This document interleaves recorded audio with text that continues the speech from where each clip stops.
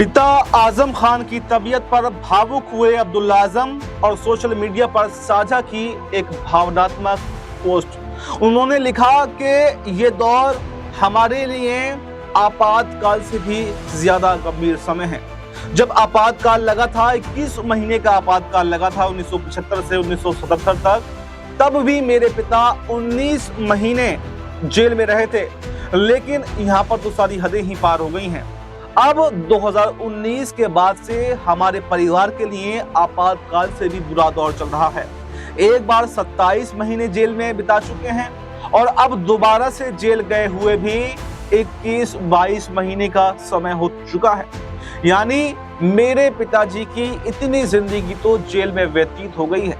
उन्होंने इसको राजनीतिक मामला बनाते हुए कहा कि अब बस हमें जो उम्मीद है, जैसा कि उनकी मां ने कहा था, या तो न्यायपालिका से है या फिर अल्लाह से है।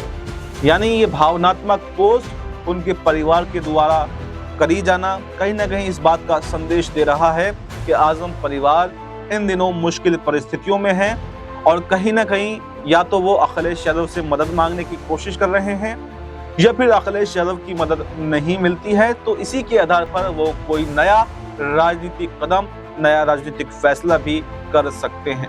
क्योंकि अभी हाल ही में देखा गया कि पहले अब्दुल्ला आजम अपने पिता आजम खान से जेल में मिलने पहुंचते हैं और उसके बाद में उनकी पत्नी तंजीम फातिमा भी जेल में मिलने पहुंचती हैं और बताया जा रहा है कि दिन ब दिन आजम खान की तबीयत अब बिगड़ती ही जा रही है।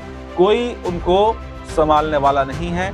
इसको ऐसे में परिवार को ये आशंका है कि कहीं ऐसा ना हो जिस तरह से मुख्तार अंसारी की तबीयत बिगड़ी थी और जेल के अंदर ही उनका देहांत हो गया था, उनकी मृत्यु हो गई थी, तो कहीं आजम खान के साथ भी ऐसा ना हो जाए। इसी को लेकर लगातार परिवार जो है वो चिंता जता रहा है और न्यायपालिका में भी अब उनकी तबीयत को देखते हुए कम से कम अगर जमानत भी नहीं मिलती है तो पैरोल की गुजारिश भी जो करने की बात कही जा रही है कि बहुत जल्द आजम खान को पैरोल पर बाहर लाया जा सकता है।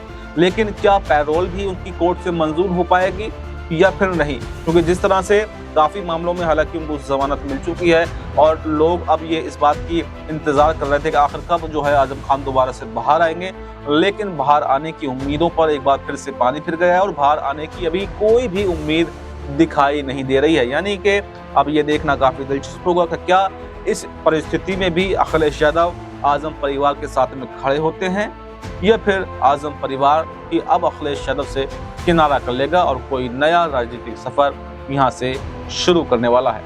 इस पूरी रिपोर्ट पर आपको क्या कुछ लगता है? आपकी जो भी राय है कमेंट बॉक्स में जरूर बताएं और क्या अखिलेश यादव को आजम खान के साथ में खड़ा होना चाहिए या नहीं होना चाहिए, ये भी कमेंट बॉक्स में जरूर बताएं। और फिलहाल हमें दीजिए इजाजत।